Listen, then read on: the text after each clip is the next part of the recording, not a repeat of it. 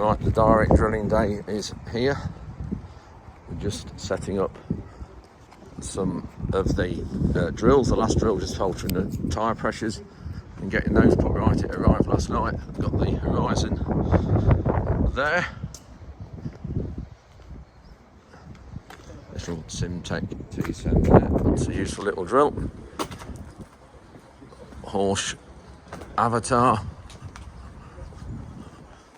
6 meters most of these are. This looks interesting one. Amazon Cayenne. Claydon hybrid.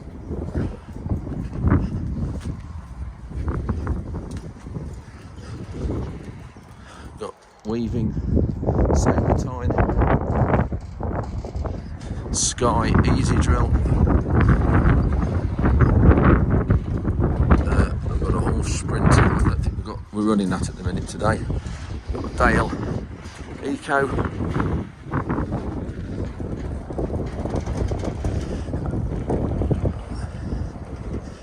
And here we have Sumo DTS strip drill, and then our 8 meter free flow that we're going to be running as well, so all the drills can compare to it. So that is it.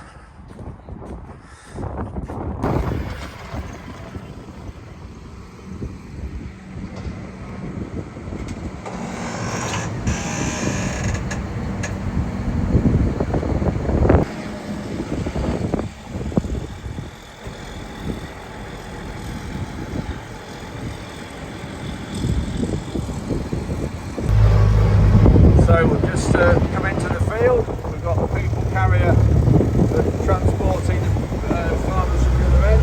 Morning, yeah, Colin. People arriving.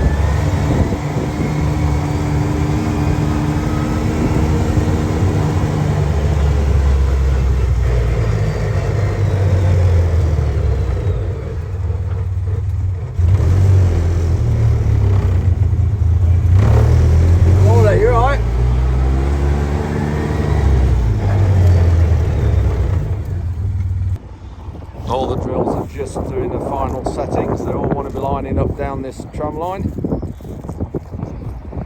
This is our free flow.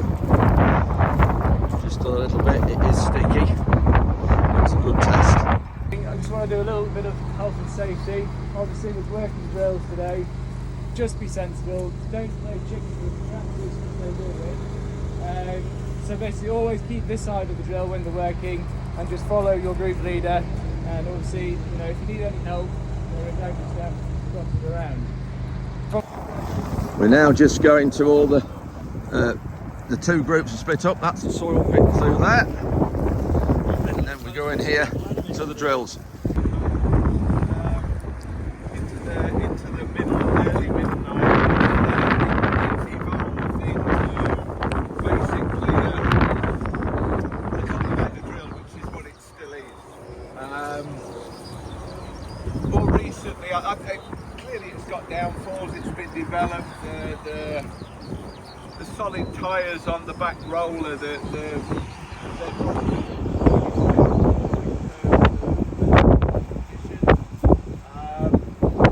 we evolved a different scraper system using wire. This is the weaving Simba Tine.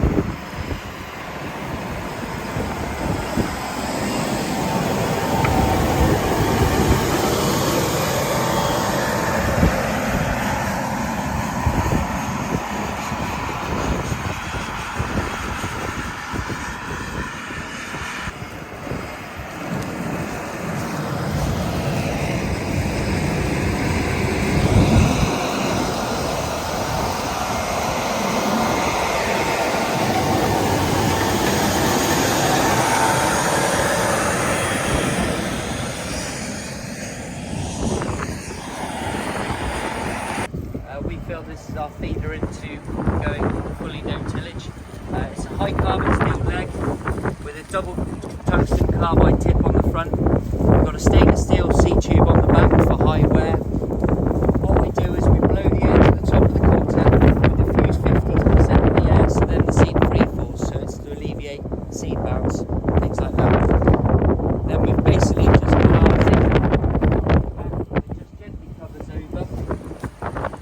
This had a facelift 2.5 years ago. We went from 3 rows to 4-row machine. We also put our wheels in the middle. We're now on hydraulic depth control, so you just run on spaces on here. So you power your wheels down, put your spaces in, power your wheels back up, and then that sets your depth. One quite clever thing about the Sabre drill is also it runs on a pivot. So we've got contour following front to back on these wheels, but also it runs on a big pivot boss here. So you've got 6 degrees of movement, so your wing can move side to side to follow the contours of the field. This is the Amazon Cayenne.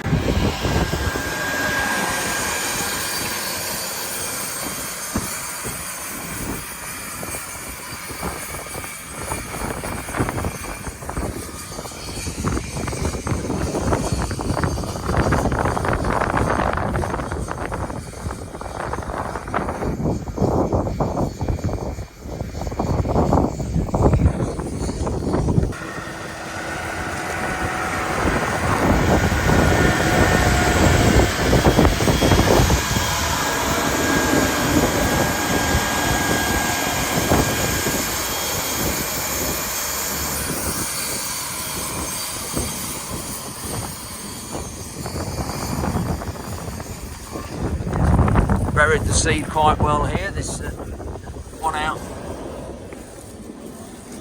there, but generally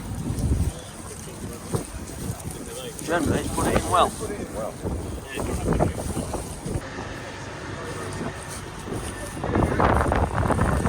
Disc in front of each row, which is good.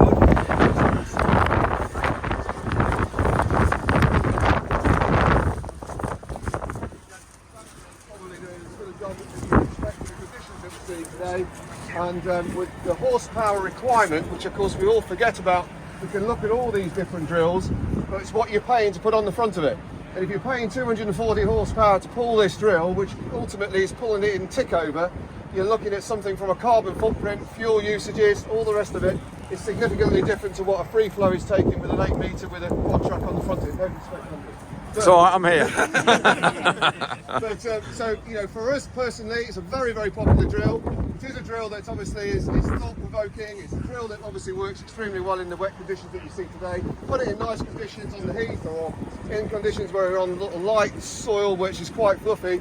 Then this consolidation that you get with the packet does a great job. That's really nice. Yeah, grain only, grain fert, and also you can put a cedar on the back as well for putting companion. This one is the Dale Eco 6 metre trail drill.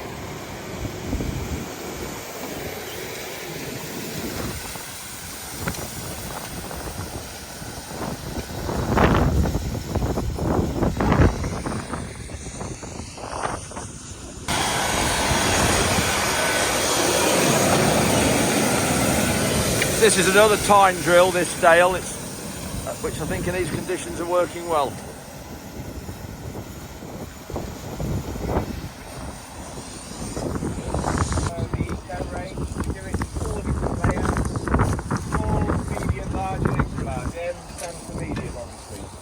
Nice and simple. We're obviously a Tine direct drill.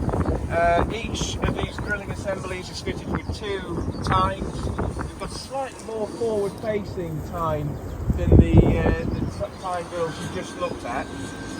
That's designed primarily to lift the soil. We want to generate a little bit of disturbance, a little bit of tilt, so that we're covering the seed over, and hopefully you'll see we are perhaps just using that tilt to cover the seed over a little bit better than the other two. We're also, instead of pushing the soil forward, we're pushing it upwards, and that's preventing smearing and compaction of the soil. Each of these 2 tines are currently working 5 inches apart and 5 inches to the next one. So there's a 5-inch, 12.5 centimetre row spacing. We're narrower than most of our competition here, probably the narrowest on the field. The tines are followed by a Paco wheel. That's a depth setting press wheel. So as they follow the contours, that keeps each pair of tines at a nice even depth.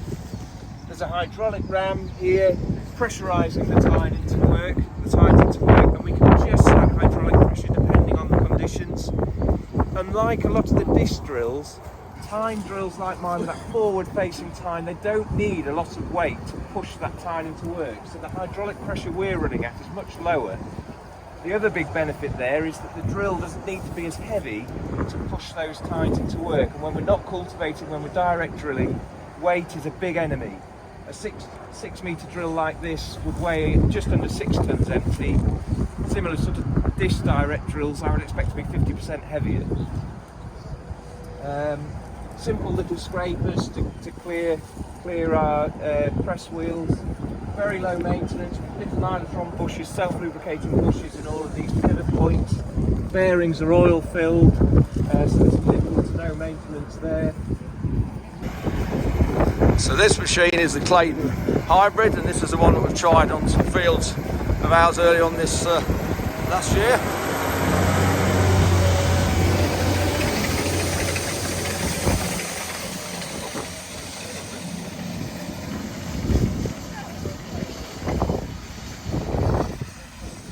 Bit of a rougher surface, seeds all covered.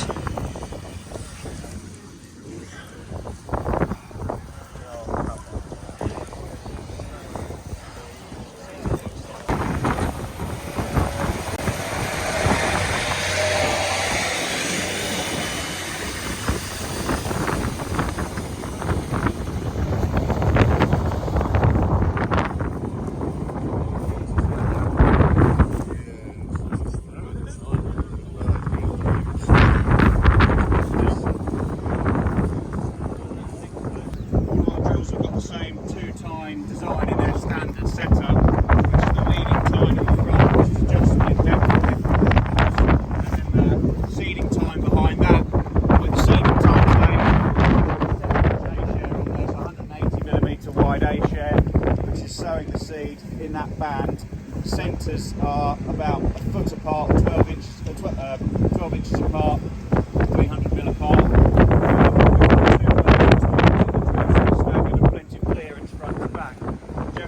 Drills since about 2002, and one thing he learned was fairly early on was that he needed plenty of clearance. We're often drilling through a lot of chopped straw, so we need plenty of clearance to allow that trash to flow through the machine. So if I start at the front of the drill, we've got a row of cutting discs or shaft rods.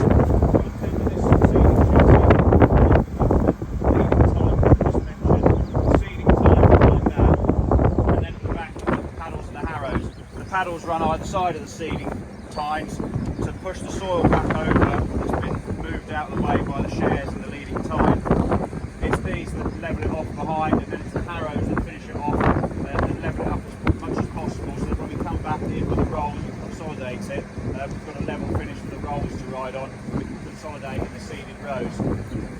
There isn't press wheels on the back of our drills because generally they're being used in a direct situation where there's plenty of moisture in the soil. And to have a press wheel on it straight after we've moved it would be far too early, and we'd be squeezing the air out of the soil.